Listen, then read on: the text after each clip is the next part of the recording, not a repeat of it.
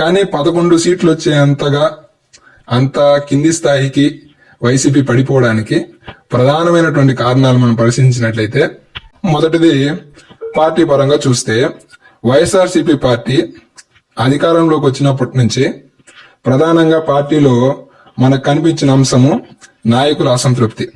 గ్రామ స్థాయి నుంచి, మండల స్థాయి నుంచి, మున్సిపాలిటీ కావచ్చు, నగర పంచాయతీలు కావచ్చు, మున్సిపల్ కార్పొరేషన్లు కావచ్చు, ఎక్కడికి వెళ్ళినా పార్టీకి సంబంధించిన నాయకులు, కేడరు, గ్రామ స్థాయి కార్యకర్తల వరకు పార్టీ అధ్యక్షులపైన గాని, పార్టీ తీసుకుంటున్న నిర్ణయాలపైన గాని అసంతృప్తి ప్రధానంగా కనిపించింది. వైఎస్ఆర్సీపీ పార్టీ అధికారంలోకి వచ్చిన తర్వాత ఏర్పాటు చేసినటువంటి వాలంటరీ వ్యవస్థ ఇట ప్రభుత్వానికి, ప్రజలకి వారధిలాగా పాత్ర పోషిస్తా, మధ్యలో పార్టీకి సంబంధించినటువంటి క్యాడర్కి ఎటువంటి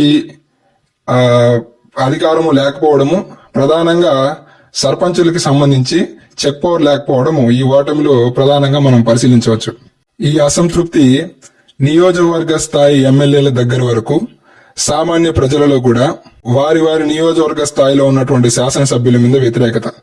రాష్ట్రంలో ఉన్నటువంటి 175 నియోజకవర్గాల్లో కొన్ని ప్రత్యేక నియోజకవర్గాల్లో తప్పిస్తే చాలా వరకు 90 to 95% నియోజకవర్గాల్లో సాధారణంగా ప్రజల్లో ఉన్న వాదన వారి యొక్క ఎమ్మెల్యే యొక్క పనితీరు పైన అసంతృప్తి.